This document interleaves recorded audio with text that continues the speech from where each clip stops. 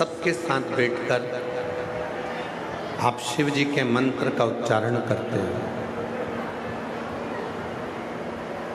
सबके साथ बैठकर जब आप भगवान शंकर के मंत्र का स्मरण करते हैं,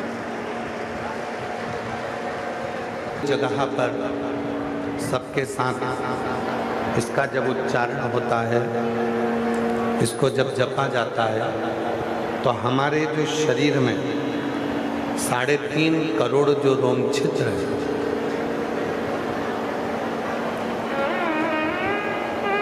मनुष्य का जो शरीर है, मानव का जो देह है, मानव का जो शरीर है, मानव का जो शरीर है, मानव की जो देह है, प्रत्येक मानव के शरीर में 3.5 करोड़ रोम छिद्र होते हैं। रोम छिद्रों से ये मानव का शरीर बना हुआ है और 3.5 करोड़ रोम छिद्रों से जो ये मानव का शरीर है, वो शरीर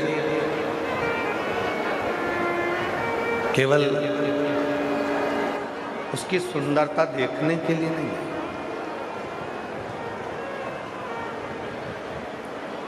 ये 3.5 करोड़ जितने रोम छिद्र अपने शरीर में होते हैं,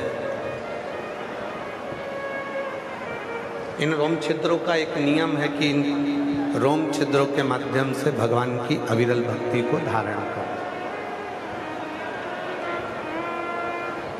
इन रोम छिद्रों के माध्यम से भगवान शंकर के मंत्र का उच्चारण करें। अब संसार का कोई भी मनुष्य एक दिन में 3.5 करोड़ बार भगवान का नाम नहीं ले सकता।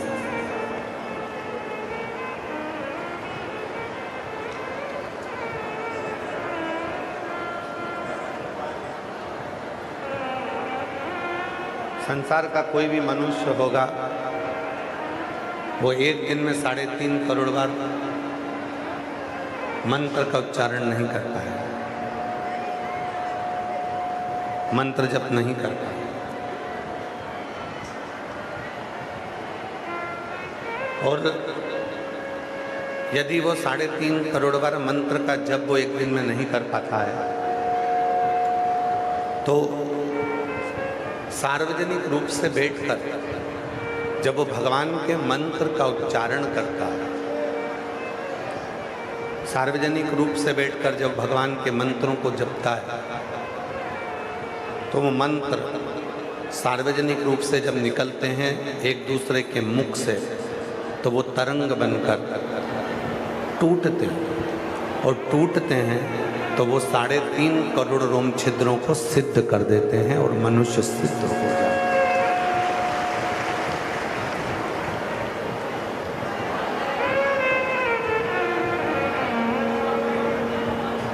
3.5 करोड़ इन रोम छिद्रों की जो भक्ति है,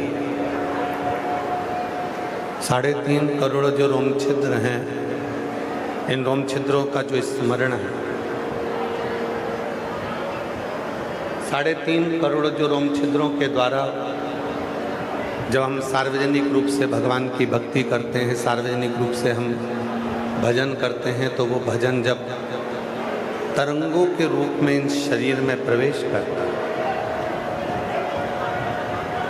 तरंगों के रूप में जब इस शरीर में जाता है, तो एक हमको अलग से शक्ति, एक हमको अलग से बल प्राप्त हो जाता है। 5 स्थान बताए हैं जहाँ पर जाने पर, पहुँचने पर ये हमारे शरीर के 3.5 करोड़ रोम छिद्र शुद्ध हो जाते हैं और भगवान की अविरल भक्ति में डूब जाते हैं। वो 5 स्थान कौन से हैं?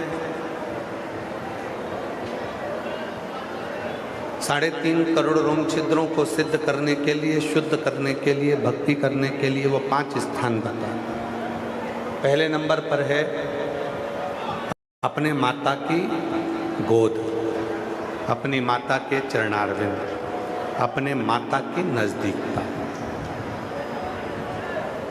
दूसरे नंबर पर है अपने पिता की गोद, पिता के चरणों की नजदीकता। इन 3.5 करोड़ रोम छिद्रों को कितना सुंदर कहा गया शिव पुराण के उमा संहिता में कि 3.5 करोड़ बार यदि आप मंत्र का जप रोज नहीं कर पाते हो, तब अपने माता पिता के पास बैठकर यदि एक बार भी श्री शिवाय नमस्तुभ्यम बोलते हो, ओम नमः शिवाय बोलते हो, नमः शिवाय बोलते हो, राम नाम बोलते हो, कृष्ण नाम बोलते हो, तो वो 3.5 करोड़ रोम छिद्रों को तृप्त कर देते हैं।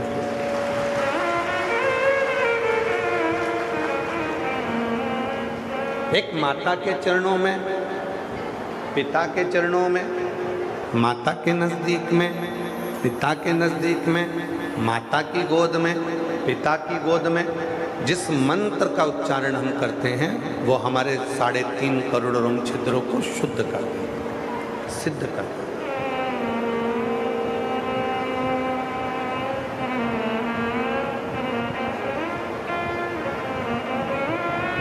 वो ऐसे रोम छिद्र है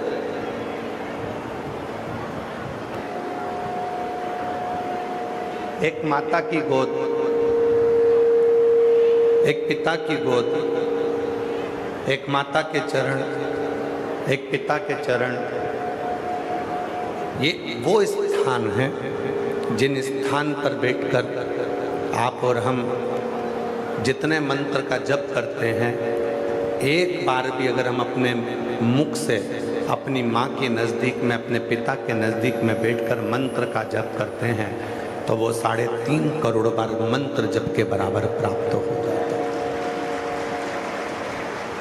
संसार के प्रत्येक मनुष्य को एक चीज सीखना चाहिए। संसार के प्रत्येक मनुष्य को एक चीज अपने अंदर धारण करना चाहिए कि तुम दिन भर ऑफिस जाओ, दुकान जाओ, सर्विस पे जाओ, नौकरी पर जाओ, तुम खूब कमाओ, पर शाम को जब आप घर आए, नौकरी से, दुकान से, सर्विस से, काम से, व्यापार से जब अपने घर पर आए, अपने कमरे में जाने से पहले ज़्यादा नहीं तो 5 मिनट, 7 मिनट, 8 मिनट, 10 मिनट, नहीं तो 2 मिनट अपने माँ बाप के पास जरूर जाकर बैठा करो। वहाँ बैठने से आपको सिद्धता प्राप्त।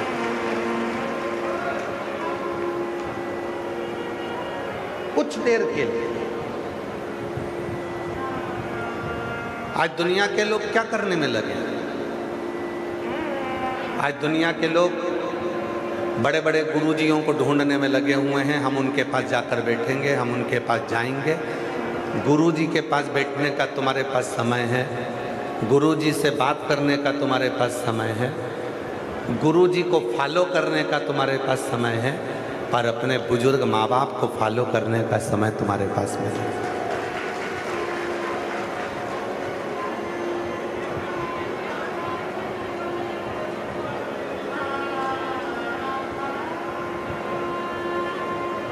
आप सब बैठे हुए हो।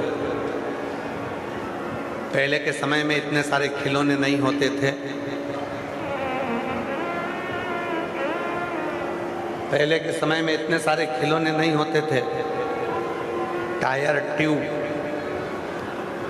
गाड़ी का जो साइकिल का टायर है, साइकिल का जो ट्यूब है, गाड़ी का जो टायर है, गाड़ी का जो ट्यूब है, उससे डंडी से मार मार कर उससे खेला करते थे।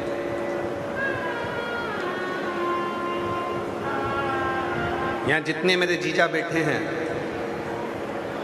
जितने मेरे बेटा बैठे हैं, वो लोगों ने भी बचपन में अपने साइकिल के टायर से, गाड़ी के टायर से, ट्यूब से खेला।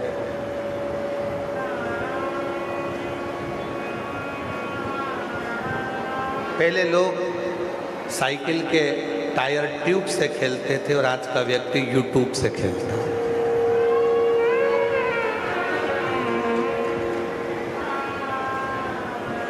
पहले टायर ट्यूब से खेलते थे, अब यूट्यूब से खेलते हैं। टायर ट्यूब से खेलते थे तो शरीर को लाभ होता था, यूट्यूब से खेलते हो तो शरीर को लाभ नहीं होता, बैंक खाली हो जाता है, घर का पैसा खाली हो जाता है, धन खाली हो जाता है, संपदा खाली हो जाती है।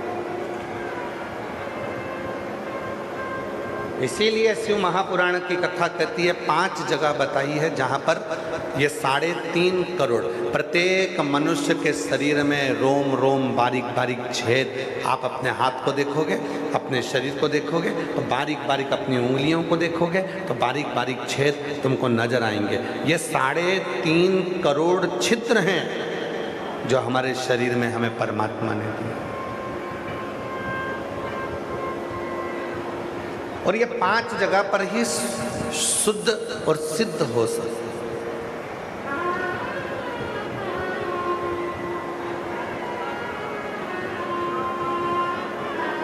ये 5 जगह पर शुद्ध भी होते हैं और सिद्ध भी होते हैं।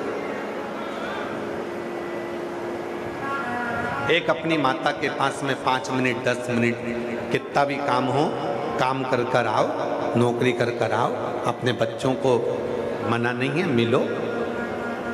अगर आज आप अपने बच्चों को कुछ प्रेरणा देना चाहते हो तो वो सबसे बड़ी प्रेरणा देना, आप अगर अपने माँ बाप के पास बैठोगे तो एक दिन ऐसा आएगा कि आपकी औलाद भी आपके पास में आकर बैठेगी, वरना वो बैठने वाली नहीं। 5 स्थान में 2 स्थान एक माता और एक पिता, जिनके नजदीक में बैठने पर भी ये 3.5 करोड़ रोम छिद्र शुद्ध और सिद्ध हो जाए। तीसरे नंबर पर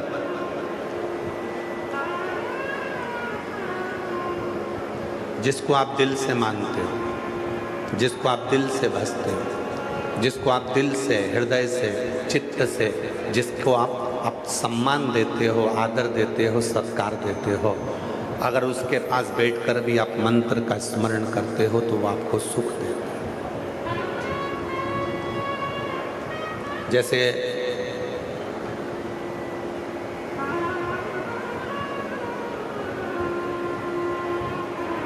हम गाड़ी में आते हैं तो संदीप गर्ग जी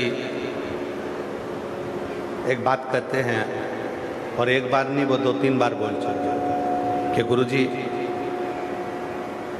जो माननीय स्पीकर महोदय हैं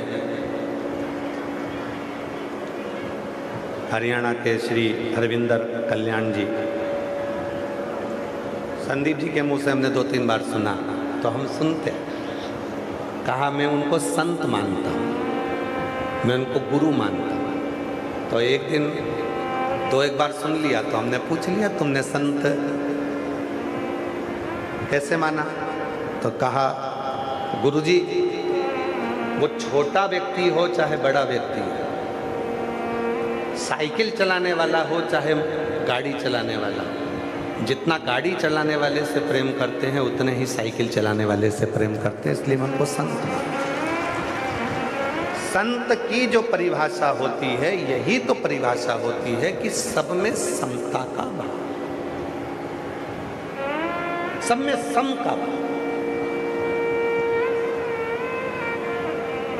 हम 2-1 बार से सुन चुके तो हमने उनसे पूछा कि भाई तुम स्पीकर महोदय को संत और गुरु का भाव देते हो तो किस बात? तो कहा सब में समता। और मैं स्पीकर महोदय को साधुता देता हूँ आपके स्वभाव के लिए। भगवान कितनी भी उन्नति की सीढ़ी पर आपको लेकर जाए, आपका स्वभाव ऐसा ही रखना जो आज है, सभी भक्तों के प्रति, सभी लोगों सहजता का, सरलता का। तो तीसरे नंबर पर 3.5 करोड़ रोम छिद्रों की जो सिद्धता कही गई, वो सिद्धता कही गई अपने जिसको आप बहुत मानते हो, चाहे आपका दोस्त हो, चाहे आपकी बहन हो, चाहे आपका भाई हो, चाहे आपकी भाभी हो, चाहे आपकी बहू हो, चाहे आपका पोता हो, चाहे आपकी पोती हो, चाहे आपका नाती हो, चाहे आपका पंथी हो, चाहे आपका पति हो, चाहे आपकी पत्नी हो, चाहे आपके पड़ोसी हो, चाहे कोई गुरु हो, चाहे कोई महात्मा हो, चाहे कोई रिश्तेदार हो, चाहे कोई अड़ोसी हो, चाहे कोई पड़ोसी हो, जिसको आप बहुत स्नेह करते हो, मानते हो, उसके पास बैठकर भी अगर आप भगवान के नाम का उच्चारण करते हो तो वो 3.5 करोड़ रोम छिद्रों को शुद्ध और शुद्ध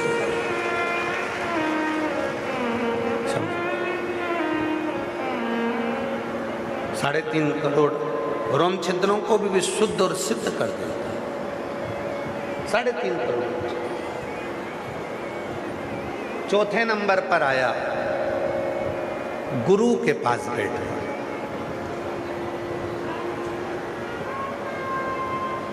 और गुरु कौन? गुरु की परिभाषा क्या है?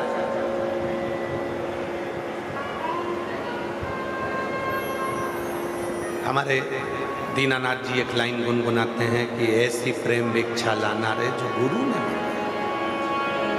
ऐसी प्रेम भिक्षा लाना रे गुरु ने मंगाई, ऐसी प्रेम भिक्षा लाना रे गुरु ने मंगाई, गुरु ने मंगाई, सतगुरु ने मंगाई, गुरु ने मंगाई, सतगुरु ने मंगाई। पहली भिक्षा जो जल की लाना, नदी नाले के पास न जाना, कुआ बावड़ को छोड़ के आना, ऐसी गगरी भर के लाना रे गुरु ने मंगाई, ऐसी गगरी भर के लाना रे गुरु ने मंगाई। सच्चा गुरु कैसा होता है? सतगुरु कैसा होता है? एक अच्छे गुरु की पहचान क्या होती है? वो तुमसे कभी नहीं कहेगा कि गगरी भर कर लाना तो बहुत सारी लाना।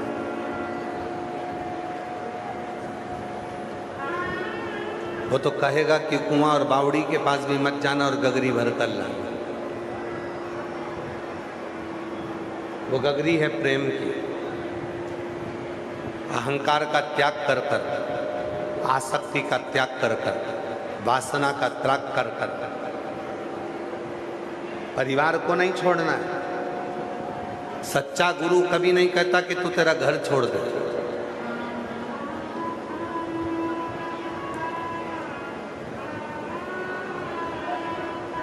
जब कई लोग कहते हैं ना कि हमारा लड़का उन गुरुजी के चक्कर में चले गया, अब वो गुरुजी के साथ ही रहता है, हम उस गुरु को गुरु नहीं मानते।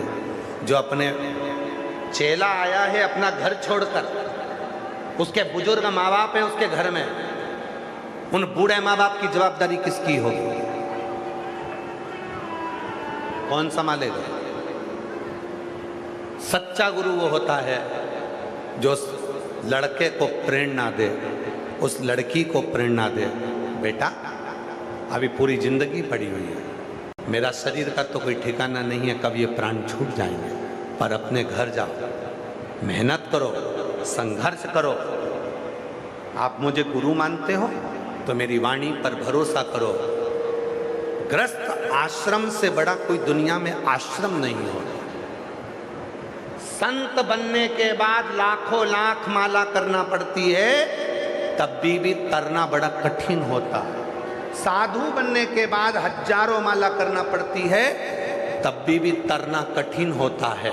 पर घर में बच्चों के साथ, पत्नी के साथ, माता पिता के साथ परिवार के साथ रहकर अगर भूल से भी तुम्हारे मुख से श्री शिवाय नमस्तुभ्यम निकल जाए तो समझ लेना कि तुम तर गए, तुम्हें कुछ प्राप्त करने की जरूरत है।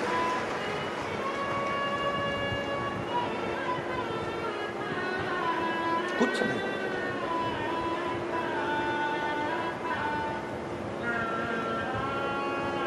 गुरु कह देगा जाओ माता पिता की सेवा करो, जाओ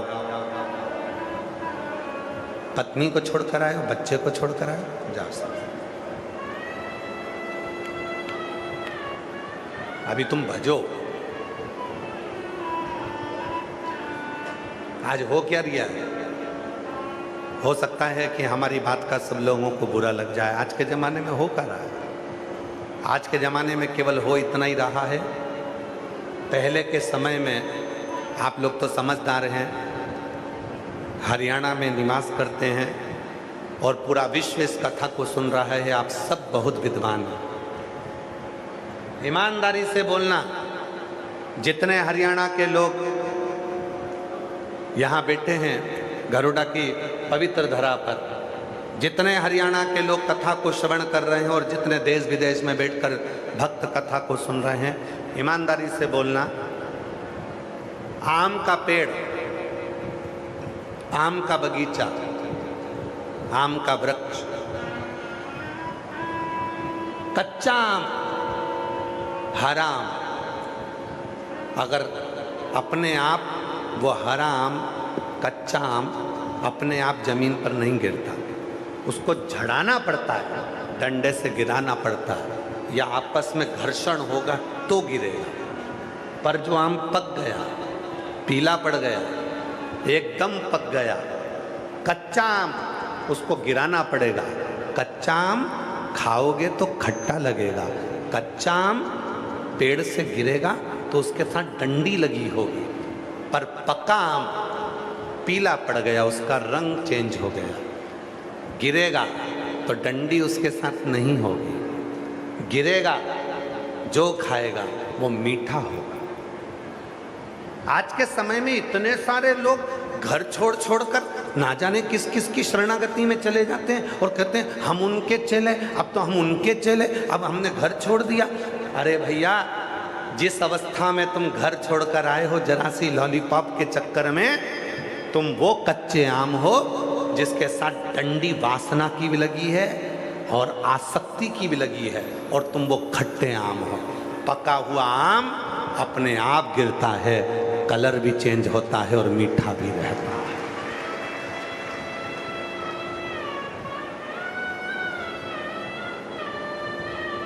पका आम कैसे होता है? कच्चा आम किसको कहते हैं? कच्चा आम वो आम है जिसके मन में आया कि अरे आज के ज़माने में तो भैया ये सब फालतू की बातें हैं, फैक्ट्री खोलो, ये करो, वो करो, संत बन जाओ, महात्मा बन जाओ, महाराज बन जाओ, खूब जोरदार जोरदार गाड़ियों में घूमेंगे, लोग पाँव पड़ेंगे, दक्षिणा देंगे, पैसे आएंगे, धन आएगा।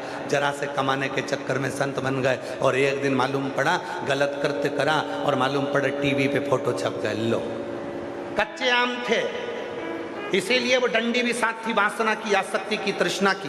कच्चे आम थे इसलिए खट्टे भी थे। और जब परिवार में धोखा मिला, जब परिवार में कष्ट मिला, हर तरह से हार गया, जिंदगी हताश हो गई, तब कुछ भी नजर नहीं आया, तब भगवान की शरणागति में गया, तब वो पका हुआ आम था जिसको भगवान ने पूरा पका दिया था। और पकने के बाद जब जाओगे तो तुम कभी भी गलत कृत्य नहीं कर पाओगे, गलत कर्म नहीं कर। आप लोगों में से कितने लोगों ने सुनी, शिव पुराण में हमने एक बात कही थी, जिनने सुन रखी हो तो वो जरूर हाथ ऊंचा करना। हमने शिव पुराण में एक बात कही थी कि शिव पुराण की कथा में किसी के कहने पर मत जाना। जिस दिन तुम्हारा दिल करे, अंदर से तुम सोच लो कि मुझे गरुड़ा में जाकर शिव पुराण की कथा सुनना है, तब जाना। बोला था कि नहीं बोला था? किसी के कहने पर मत जाना, किसी के बोलने पर मत जाना, भीड़ बढ़ाने को मत जाना। कथा में तब जाना जब मेरा बाबा तुम्हारा हाथ पकड़कर तुम्हारी बुद्धि से, तुम्हारे हृदय से, तुम्हारे चित्त से कथा में लेकर आ जाए, तब कथा में जाकर।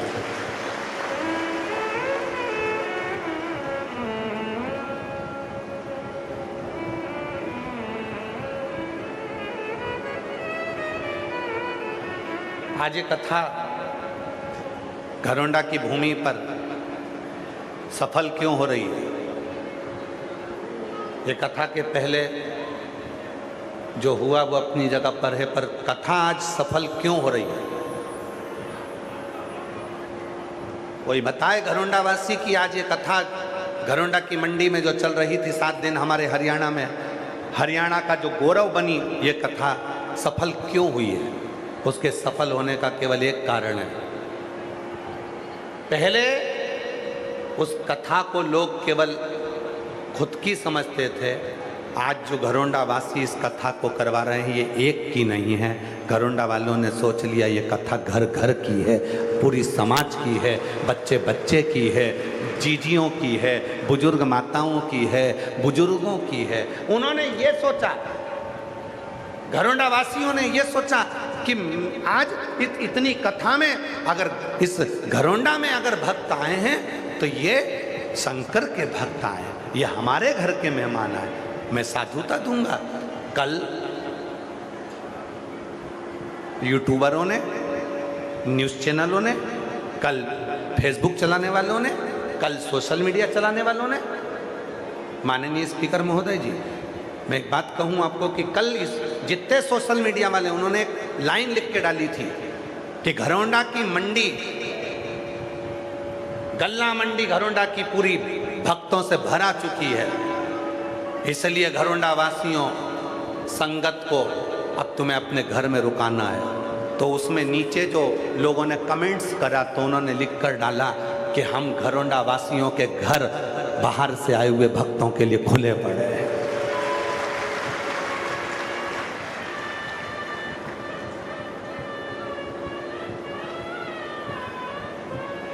ये घरोंडा वासियों के घर आए हुए संगत के लिए, आई हुई मेहमानों के लिए, आई हुई संगत के लिए खुले पड़े, पलक पावड़े बिछा दिए घरोंडा वालों।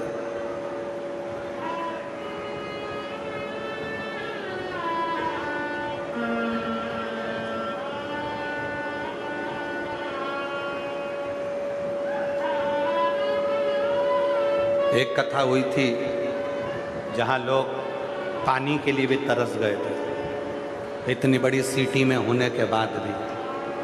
और एक कथा छोटे से खेड़े में हो रही है जहाँ पर पानी तो पानी, मीठा पानी, जहाँ पर भोजन, जहाँ पकवान, जहाँ मिठाई, जहाँ खिचड़ी, चावल, मीठा, नमकीन, कोल्ड ड्रिंक, फ्रूटी, लस्सी, टॉफ़ी, बिस्कुट, लोगों ने ऐसे बांटे जैसे इनके घर में बेटी का ब्याह है और बारात आई है। लोगों ने ऐसे बांटे। एक कथा हुई थी बड़ी सिटी में, बहुत नाम हुआ, ये हुआ वो हुआ, पर जिगड़ा चाहिए, जिगरा, और वो जिगरा है हरियाणा वालों में। हरियाणा का व्यक्ति खाना भी जानता है तो खिलाना भी जानता है।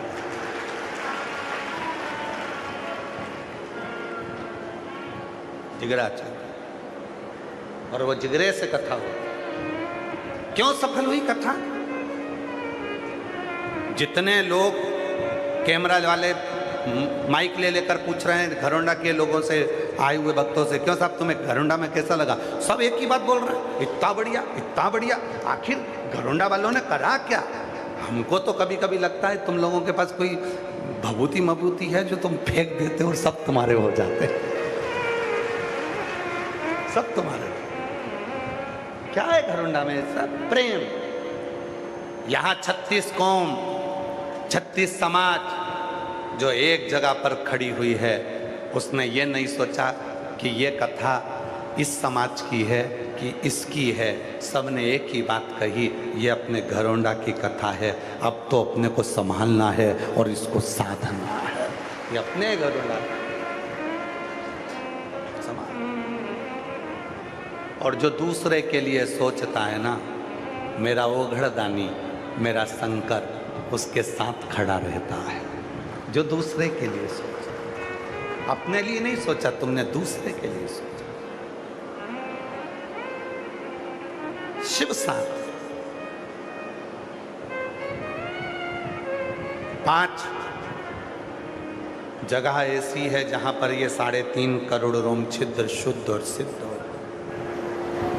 पहले नंबर पर माँ, दूसरे नंबर पर पिता, तीसरे नंबर पर जिससे आपका स्नेह है, और चौथे नंबर पर सद्गुरु गुरु। और गुरु वो जो पहचाने अपने शिष्य को। आज के ज़माने में एक होड़ लगी हुई है, अभी गुरु पूर्णिमा आएगी तो होड़ लग जाएगी, गुरु दीक्षा लो, गुरु दीक्षा लो, गुरु मंत्र। गुरु फिरे बाजार में, हमसे दीक्षा लो, नरक पड़ो चाहे स्वर्ग जाओ, पर लिफाफा हम ही को दे। आज के ज़माने में गुरुओं की होड़ लगी हुई है, हमारे इतने चेले, हमारे इतने शिष्य, हमारे इतने फॉलोअर, हमारे इतने चाहने वाले, आज के ज़माने में होड़ लगी। होड़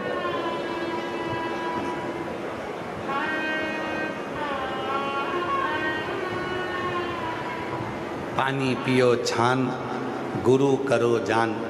50 बार विवेक में आए तब गुरु करना।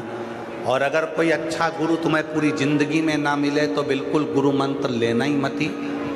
पति को गुरु मानना, माता पिता को गुरु मानना, और जिस मंदिर में एक लोटा जल चढ़ाते हो उस महादेव को गुरु मानना। जब तक अच्छा गुरु ना मिले तुम्हें जिंदगी में बिल्कुल नहीं भटकना। पति को गुरु मानो, माता पिता को गुरु मानो, और शिव जी के मंदिर में एक लोटा जल चढ़ाते हो उसको अपना गुरु मानो। वो शिव मेरा गुरु है। तुम्हें माता च पिता तुम्हें बंधु च सखा, तू ही सब है, तुझ में ही सब समाया। तुझ में रब दिखता है यारा, मैं क्या करूं, सब उसी में दिखता है, कहाँ भटकोगे। चौथे नंबर पर है गुरु, जिसके पास में जाना, और सदगुरु के पास अगर जाओ तो गुरु के पास जाओ तो कभी मत कहना कि गुरुजी मुझे ये दुख है। कोई शंकर का भक्त मिल जाए, कोई सदगुरु मिल जाए, तो वहाँ तो बस केवल एक बार इशारा करो कि गुरुजी हमको कैसे भी देख लें। बस सच्चा गुरु, सच्चा भक्त शंकर का यदि एक बार भी देख ले तो कहने की जरूरत नहीं पड़ती, वो अपनी निगाहों से सब कुछ दे जाता है।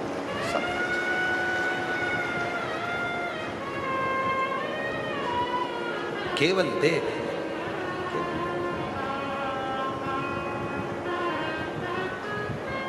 हमने देखा है कई लोगों को बहुत भीड़ रहती है, हम देख नहीं पाते, कई बार तो वो लोग चिल्ला देते हैं हर हर, वो चिल्लाए, ध्यान उनकी ओर जाता है तो देखने में आ जाता, कई बार उनके स्मरण में। गुरु देख ले,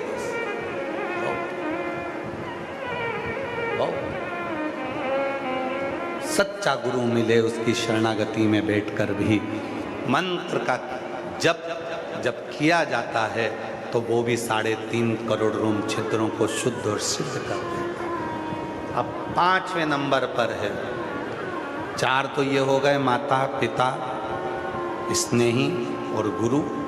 5वें नंबर पर शिव महापुराण की उमा संहिता कहती है, वो 5वें नंबर पर है जहाँ पर बैठकर 3.5 करोड़ रोम छिद्र शुद्ध और सिद्ध हो जाते हैं। वो है पंचवृक्ष। कितने वृक्ष? 5। पहले नंबर पर बेलपत्र का वृक्ष, दूसरे नंबर पर पीपल का वृक्ष, तीसरे नंबर पर वट वृक्ष, चौथे नंबर पर आंवले का वृक्ष, और 5वें नंबर पर महाराज 5वें नंबर पर शमी का वृक्ष। ये 5 वृक्ष ऐसे हैं जिन वृक्ष के नीचे बैठकर यदि एक बार भी मुख से शिव का नाम निकल जाता है तो 3.5 करोड़ रोम छिद्र शुद्ध हो जाते हैं। सिद्ध।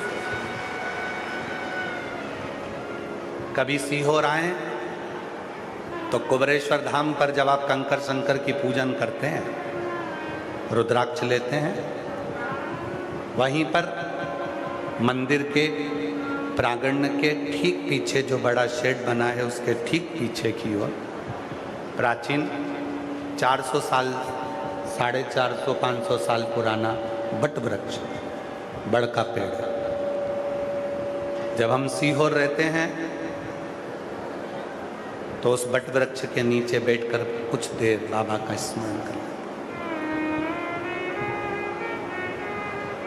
दो जगह पर हमारा बैठना होता है, एक वो बट वृक्ष के नीचे, दूसरा जो अंदर पुराना भगवान कुबेरेश्वर बाबा का जो शिवलिंग है जिसके ऊपर बड़ा शिवलिंग बना दिया गया है। अब जगह उसमें अंदर जाने की बहुत छोटी है इसलिए उसमें अंदर जाने नहीं देते। उसकी जगह एक सामने पत्थर का मंदिर बन रहा बड़ा, उसमें दूसरी प्रतिष्ठा करा, पर जो कुबेरेश्वर बाबा का जो छतरी है वो अंदर रह गए भूमि, जहाँ जगह छोटी होने के। अब हमको मालूम नहीं था कि इतना भक्त लोग पहुँचेगा तो पहले छोटा सा बना दिया, अब वो छोटी जगह। पंच वृक्ष 5वें नंबर पर आता है। किसी भी एक वृक्ष के नीचे भी बैठकर यदि आप एक बार भी मुख से भगवान का नाम ले रहे हो तो तुम्हारे 3.5 करोड़ रोम छिद्र शुद्ध सिद्ध। जब सीहोर आए, जब काशी जाएं, उज्जैनी जाएं, प्रयाग जाएं, ब्रज जाएं, अयोध्या जाएं, किसी भी तीर्थ में जब आप जाएं तब वहाँ का जो प्रसिद्ध वृक्ष होता है उस वृक्ष के नीचे कुछ देर बैठकर यदि हम एक बार भी भगवान का नाम लेते हैं तो हमारे 3.5 करोड़ रोम छिद्र शुद्ध और सिद्ध हो जाते हैं और हमारे जीवन की सार्थकता से।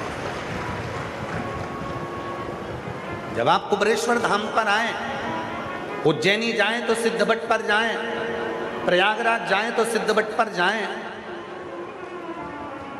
जब किसी पवित्र वृक्ष के नीचे बैठकर जब हम मंत्र का उच्चारण करते हैं, मौन होकर 2 क्षण के लिए बैठकर उसको स्मरण करते हैं तो उसका फल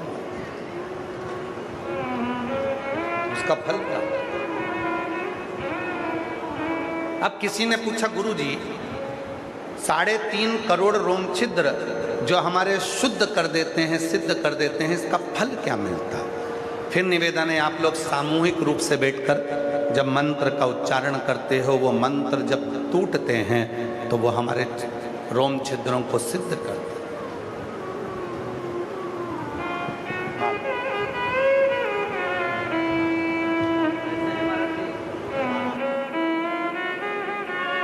कोई जाए जो काशी में मेरा पैगाम ले जाना, कोई जाए जो काशी में मेरा पैगाम ले जाना।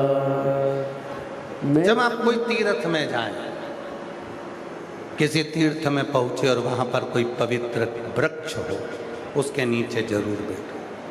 कुछ क्यों इतना महत्व है कि शिव महापुराण की कथा में जाओ तो वहां की मिट्टी को, शिव महापुराण की रज को अपने शरीर से लगाओ, अपने मस्तक पर। क्यों?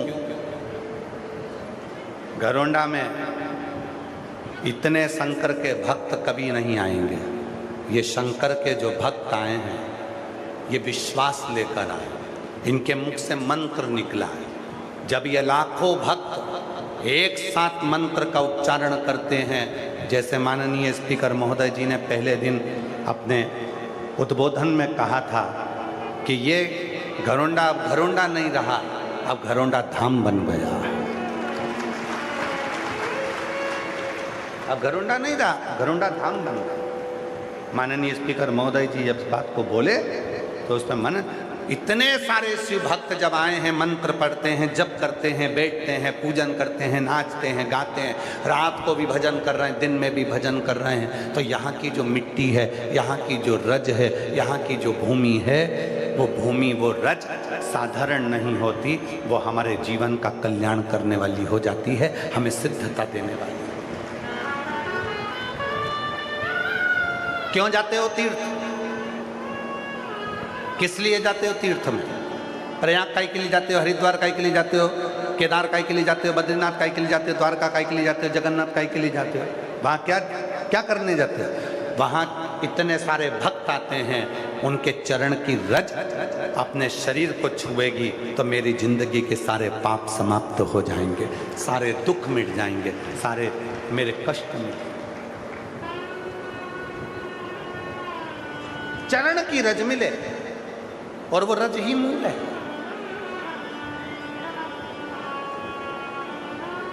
रज ही तो मूल है। भागवत जी किस किसने सुनी है? हाथ उठाओ जिन्होंने भागवत सुनी है। सबने सुनी है। भागवत सुनी होगी तो उसमें एक प्रसंग आता है, भगवान ने मिट्टी खाई। सुनी है कि नहीं सुनी? भगवान कृष्ण ने मिट्टी खाई, ये तो सबने सुना, पर श्रीमद् भागवत सुबोधनी में वर्णन आता है कि भगवान मिट्टी क्यों खाए, क्यों खाए, किस लिए खाई? कभी विचार करा कि भगवान ने मिट्टी क्यों खाई? श्रीमद् भागवत में स्मरण करो कि भगवान कृष्ण को क्या जरूरत पड़ गई थी जो उन्होंने अपनी ही चरण की रज उठाकर खा ली, अपने ही पांव की मिट्टी खुद ने खा ली। उसका कारण केवल एक था, एक था। पूतना आई थी, सारे ब्रज के बच्चों को दूध पिलाती पिलाती सबके प्राण हरती हरती आई थी, और सारे ब्रज के जितने बच्चे पूतना के विष से मरे थे, उनके प्राण पूतना के स्तन में भरे थे। जब पूतना भगवान के पास गई और भगवान ने जब उसका स्तन पान किया, दूध पिया, तो सारे ब्रजवासी जो अंदर बच्चे जो मरकर उनके प्राण अंदर फंसे थे स्तन में, उसको भगवान ने खींच लिया। दूध पीने के बहाने भगवान ने खींचा और अपने पेट में उन जीवों को सभी का कल्याण करने के लिए अपने उदर में रख लिया। उदर में रखा। भगवान ने विचार करा, जब मैं गौएं चराऊंगा, गाय को चराने के लिए जाऊंगा, गाय आगे आगे चलेगी, मैं पीछे पीछे चलूंगा, पर जब वापिस आएंगे फिर गाय आगे चलेगी। जब गाय आगे चलेगी तो मेरे चरण की रज उड़ेगी, उड़ेगी तो वृक्षों पर जाएगी, पक्षियों पर जाएगी, मनुष्यों पर जाएगी। इनका कल्याण मेरी रज लगने से हो जाएगा। पर जो ये मेरे पेट में जो पूतना के शरीर से मैंने निकाले हैं, इनका उद्धार कैसे होगा? तो भगवान ने अपने ही चरण की रज अंदर मुख में रखकर खा लिया और अंदर बैठे हुए जीवों का कल्याण कर, भीतर बैठे हुए अपने स्नेहियों का, प्रेमियों का भगवान कल्याण, रज को खाया। सबने कथा में सुना भगवान ने मिट्टी खाई, रज खाई, पर क्यों खाई? वो भी तो स्मरण होना चाहिए कि अंदर जो पूतना के शरीर से पूतना ने जो विष पिलाया था, गांव के बच्चों को जो विष पिलाया था, जो मर चुके थे, वो उसके स्तन में थे, उसको खींच लिया था भगवान, अपने उदर में रख लिया था और उनका कल्याण अपने ही चरण की रज से खाकर कर दिया।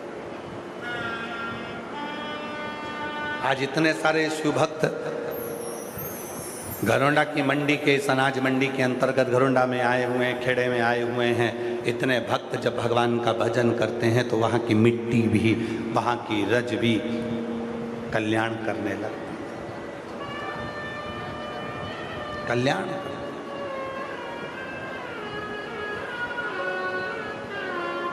फिर भले दुनिया के लोग तुम्हारी हंसी उड़ाएं, तुम्हें ताना कसें, तुम्हें अपशब्द कहें, वो अपनी जगह पर, वो तो दुनिया की रीति है।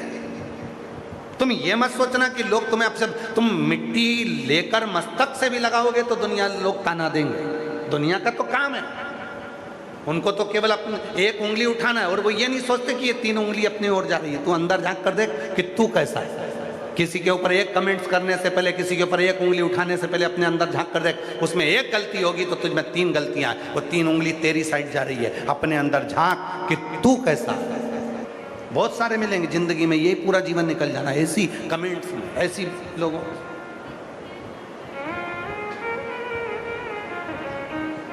दुनिया की रीति है वो बिना बोले नहीं रह सकते, क्योंकि दुनिया के लोगों को मालूम है पत्थर कभी भी बमूल के पेड़ पर नहीं मारा जाता, पत्थर कभी भी कांटों के पेड़ पर नहीं मारा जाता, पत्थर हमेशा फल वाले पेड़ पर ही मारा जाता है। जिसमें फल होता है लोग उंगली उसी पर उठाते हैं। तो मैं फल ही नहीं है। अगर कोई तुम पर ताना नहीं दे रहा, कोई तुम पर कमेंट्स नहीं कर रहा, कोई तुम्हें अपशब्द नहीं कह रहा, तो समझ लेना तुम में फलमल नहीं है। जो फलित है, जो फलवान है, उस पर लोग ताना देंगे, उसको लोग अपशब्द कहेंगे, उस पर लोग कमेंट्स करेंगे, दिन रात गाली देंगे, दिन रात अपशब्द कहेंगे, दिन रात। उठाओ, ज्यादा दूर मत जाओ, दिल्ली चले जाओ। भारत के माननीय प्रधानमंत्री जी को देखिए,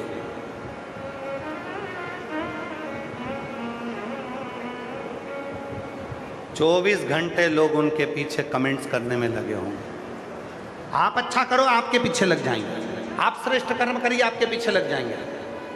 आप ताना कसने वाले ताना कसेंगे, और पत्थर उसी पर मारा जाता है, बमूल के पेड़ पर नहीं, कांटों के पेड़ पर नहीं, कोई नीम के पेड़ पर पत्थर नहीं मारता। पत्थर हमेशा आम के पेड़ पर, बेर के पेड़ पर, जामुन के पेड़ पर, जिस पेड़ पर फल होगा उसी पेड़ पर पत्थर मारे जाएंगे, गालियां उसी को दी जाएगी, अपशब्द उसी को कहा जाएगा जिसके अंदर कुछ होगा, फल होंगे, वरना कौन किसको गाली देगा, कौन किसको। इसीलिए क्या क्या विचार करना है, बोले बोलने दो, अपन तो अपनी मस्ती में रहो, भजन करो, चित्त करो, स्मरण करो। जो समय आज मिला है ये समय वापस नहीं आएगा। कई करनाल वाले, कई घरोंडा वाले इंतजार करते रहे, कल कथा में जाएंगे, परसों कथा में जाएंगे, नरसों कथा में जाएंगे, बस 5वें दिन कथा में जाएंगे। पूरे करनाल के, पूरे घरोंडा के, सोनीपत के, पानीपत के, आसपास के, कुरुक्षेत्र के कई लोग विचार करते रहे, बस चलेंगे चलेंगे चलेंगे चलेंगे, और 7 दिन की कथा आज पूरी हो जाएगी।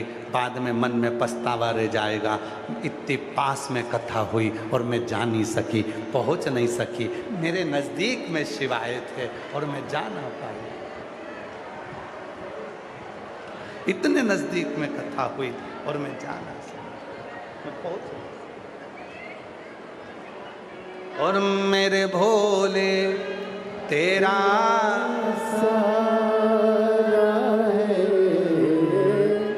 मेरे भोले तेरा सहारा है, मेरी नैया का तू किनारा है, मेरी नैया का तू किनारा है, मेरे बाबा तुझे पुकारा है, मेरे बाबा तुझे पुकारा है, मेरी नैया का तू किनारा है, मेरी नैया का तू किनारा।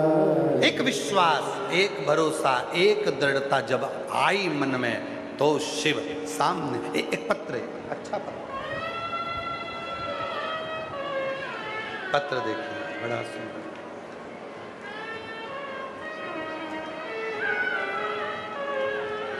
पत्र देखिए, मेरा नाम बिमला देवी, पति का नाम रोहतास सिंह,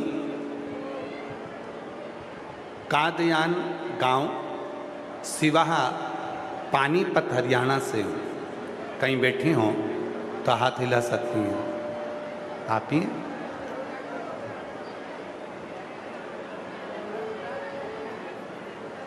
पानीपत हरियाणा से हूँ, मेरा फ़ोन नंबर ही है। भोले बाबा की कृपा का मैं क्या बखान करूं गुरुजी।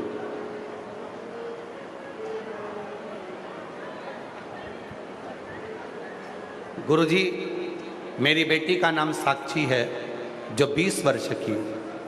देखिए उसको, उस बेटी का फोटो दिखाओ जरा, वो जो चल के आ रही है ना, उसका फोटो दिखाइए, आस्था पे उसका वीडियो दिखाइए। मेरी बेटी 20 साल की है जो MBBS की पढ़ाई कर रही थी। तब उसका MBBS की पढ़ाई करते हुए उसका गैस के गीजर से नहाते समय एक्सीडेंट हो गया, जिससे उसका शरीर पूरा जल गया। पानी इतना गर्म था, जब वो गीजर का पानी जैसे उसके सिर पर पड़ा कि उसके दिमाग की जो ऑक्सीजन थी वो खत्म हो गई। डॉक्टरों ने उसे कई दिनों तक वेंटिलेटर पर रखा, हालत कुछ सुधर नहीं हुआ। गुरुजी, डॉक्टरों ने जवाब दे दिया कि इसका बच पाना मुश्किल है। तब गुरुजी, मेरी सहेली ने सीहोर का रुद्राक्ष दिया और जल पिलाने को कहा। तब गुरुजी, मैं रुद्राक्ष का जल मेरी बेटी को पिलाने लगी।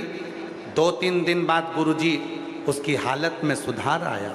सुधार दिखा तो डॉक्टरों ने फिर से इलाज शुरू किया, लेकिन यह भी कह दिया डॉक्टरों ने कि अब ये कभी अपने पैरों पर चल नहीं पाएगी और दिमाग भी इसका काम नहीं कर पाएगा। गुरुजी, डॉक्टरों की रिपोर्ट सुनकर मैं रोने लगी। क्या मेरी बेटी कभी नहीं चलेगी, कभी उसका दिमाग काम नहीं करेगा? तभी मालूम पड़ा कि सीहोर वाला बाबा घरोंडा आ रहा है। एक विश्वास लेकर बेटी को व्हील चेयर पर लेकर कथा में आकर बैठ गए। डॉक्टर ने कहा था ये कभी नहीं चलेगी। रोज कथा में लेकर आती अपनी बेटी को और उससे कहती, बेटा सीहोर वाला बाबा कहता है तू चलेगी जरूर। और यही 7 दिन पूरे नहीं हुए गुरुजी, कल कथा के 6ठे दिन पहली बार मेरी बेटी ने चलना प्रारंभ कर दिया।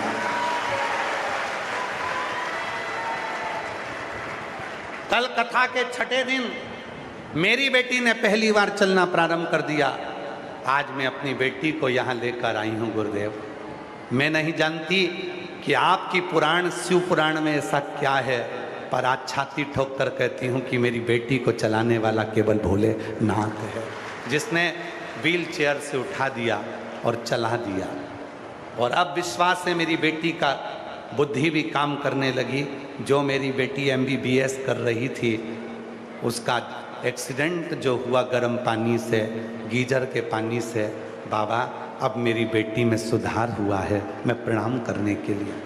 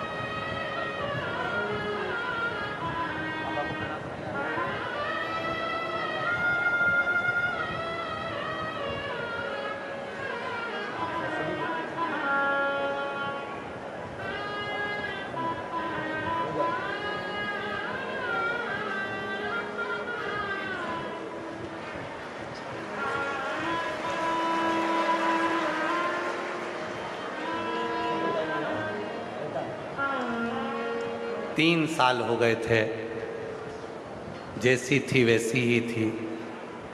कथा में विश्वास के साथ आई थी कि अब चलाएगा तो भोलेनाथ चलाएगा, और 6ठे दिन की कथा में चलने लगी और 7वें दिन की कथा में स्टेज पर आ गई। जोरदार ताली बजाइए बाबा की। ऐसे दया दयालुनाथ से रिश्ता बनाइए,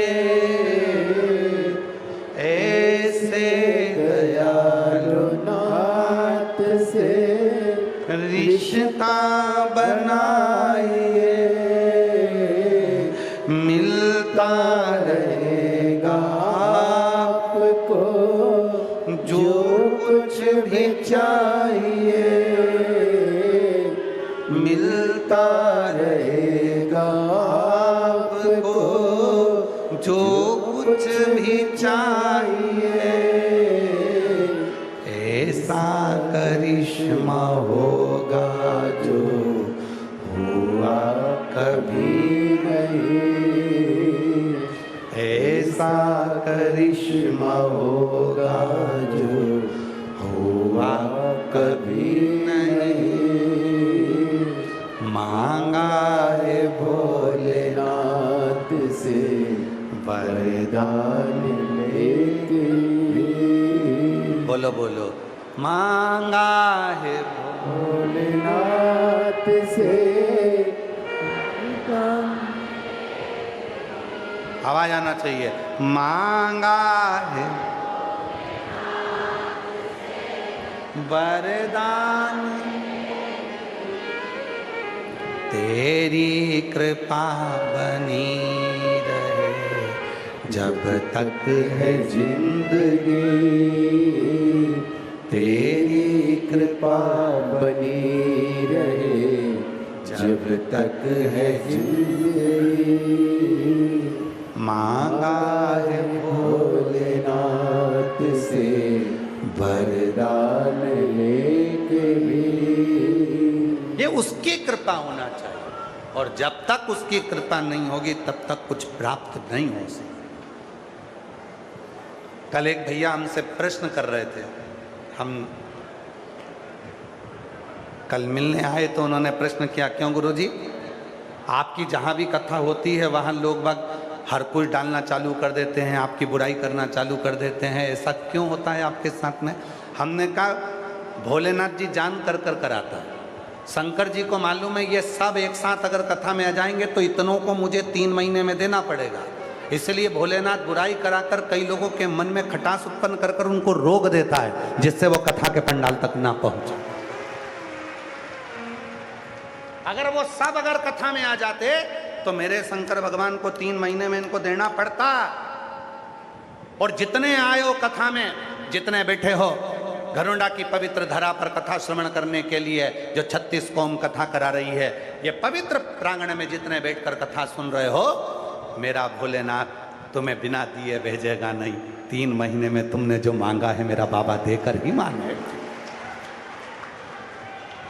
तो किसी ने पूछा गुरुजी आपकी जहाँ कथा होती है लोग हर कुछ डालना प्रारंभ कर देते हैं, आपकी बुराइयां करना प्रारंभ कर देते हैं, उससे होता तो उससे रोका जाता है लोगों को, जिससे कम पहुंचे। और ये शिव ही कराते हैं, शंकर ही कराते हैं, ये शिव के सिवा कोई नहीं कराते। शंकर जी को मालूम है सब आ जाएंगे तो सबको देना पड़ेगा, इसलिए थोड़े लोगों को रोक दो, इनको आगे की कथा में देखेंगे, कभी मिलेंगे जब ये उस समय पर। अभी तो इतनों को तो दे दूं, इतनों को तो भरूं। एक पत्र अच्छा है, अब इस माँ बिमला देवी का जरा विश्वास देखिएगा, वो रोज बेटी को कथा में लेकर आए व्हील चेयर पर, वो बाबा कृपा तो करा। अगला पत्र देखिए,